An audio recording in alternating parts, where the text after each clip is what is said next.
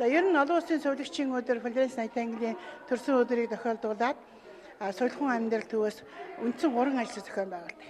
Нэг нь болохоор залуу сувилагчдын дуу хоолойг сонсоё гэж арга хэмжээ 3 дахь жилдээ төрийн ордон зохион байгуулсан. Энэ мань өчтөр улсын их хурлын эмэгтэйчүүдийн бүлэг эрүүл мэндийн яамтайгаар хамтар зохион байгуулсан. Арга хэмжээ маань үйл ажиллагаа маань хамжилттай сайн зохион байгуулаа. Өнөөдөр ахмад сувилагчдынхаагийн Монголын ахмад сувилагчийн холбоо Соёлхон амьдрал төв эрүүл мэндийн яамтайгаар хамтарч хийж байгаа. Тэгэхээр ажлын ачааллын хүндийг нуруундаа өрсөн ахмад үеийнхэндээ хүндэтгэл үзүүд сувилагчийн баяраар сайн сайхан бүхнийг хүсэн өрөөж энэ үйл ажиллагааг явуулж байгаа. Бид эндээ дуурсагдах үйлсэлтэн гэж 3 хүнийг, энгүй ачтан гэж 2-оор салбарын тэргүүний ажилд 30 гаруй хүмүүсийг урамшуул шагнаж байгаа нь эдэндээ итгэл үнэмшилж энэ мэргэжлээрээ олон жил ажилласныхаа үр шимийг хүртэж гин гэсэн ойлголтыг өгж байгаа. Дараа нь бид 5 сарын 12-нд ажиллаж байгаа сувилагч нарын ажлын үзүүлэлтэнд үнэлээд тэднэртэй хүндэтгэл үзүүлж алтан дэнлүү гэдэг 2018 гэдэг үйл ажиллагаа 10 дахь жилдээ зохион байгуулах гэж байгаа. Тэгээд сая төрсэн хүүхдийн хуулийнх туунаас аваад амьдралын эцсийн дохио болсон туйлдж ядарсан зүрхний зохилт ихэр татсан амьсгалыг сонсох хүртлээр энэ үйл ажиллагааг төлөө мэдээ чадвар хандлага бүрэн дүрэн зориулан ажиллаж байгаа. Бүх үеийн сувилагч нартаа үйл ажиллагаанд зориулж хүндэтгэл үзүүлж байгаадаа бахархаж байна. Энэ үйл ажиллагааг Соёлхон амьдрал төв Монголын ахмад сувилагчдын холбоо, эрүүл мэндийн яам, бусад сувилагын чиглэлийн төрийн бүс байгууллагууд хамтран зохион байгуулж байгаад нь талархал дэвшилье. Баярлалаа. Би Бантхүүгийн маам хүүхэд. За сувилагчийн баярыг тохиолдвол бүх сувилагч нар ирж хурал хийж сайхан байна. Ингээд би оролцож бахархалтай байна. Ингээд сувилагч хүн бол хүний хамаг юмыг бүх юмыг эмчилгээ үйлдвэрлэдэг үйлчилдэг нарийн мэрэгжлийн хүмүүсүүд байдаг. Би бол Арангай аймагт их хэрэгчийн анхны нэг жилийн их хэрэгчийн курс төгсөөд би одоо тэгээд 3 жилийн их хэрэгч гарахаар нь би сувилагчийн ажил хийгээд эмэгтэйчүүдийн сувилагч дийлэнхээ хийж ирсэн. Ингээд Арангай аймагт би 38 жил ажиллаад тэтгэвртээ орсон. Тэгээд тэгэхэд ерөөсөн бүх үйлчлэгээ эмчилгээнд би Арангай аймаг эмэгтэйчүүдийн сувилагчийг гардан хийж хүүхдийн хүртэл одоо хүүхдүүдийн хүртэл нөгөө үлгийд чаддгүй хүүхдүүд улсуудад зааж өгч хүүхдийн хөөг хүртэл янзлахыг ус янзал зааж өгдөг байсан.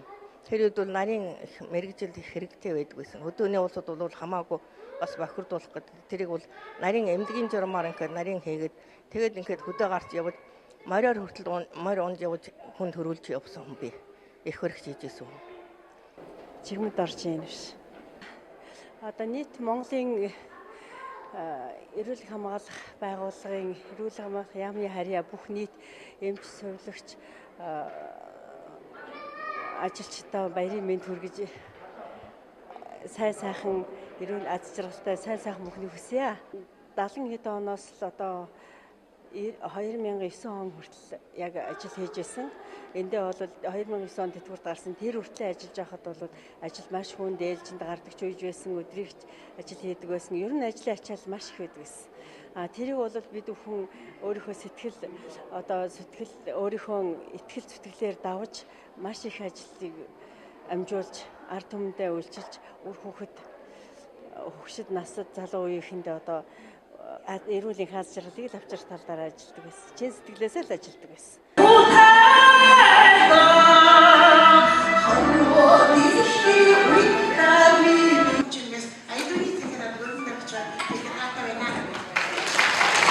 Монголын ахмад сувилагчийн холбоо соёлчтой эгэрчийн эмгэг ачтан гэсэн ахмад сувилагчдын хамтарсан ажлыг бид бас алхам бүртээ шат шатандаа Соёлхон гэсэн зөвлөлтөөр сувилагч нарын харийг Соёлхон хэлбэрийн гадна нэмэх төлөвлөе.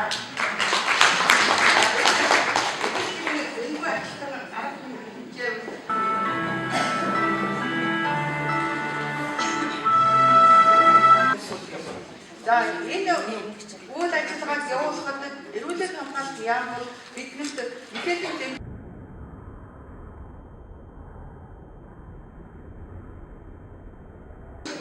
энэхүү арга хэмжээ нээснийг мэдээлээ.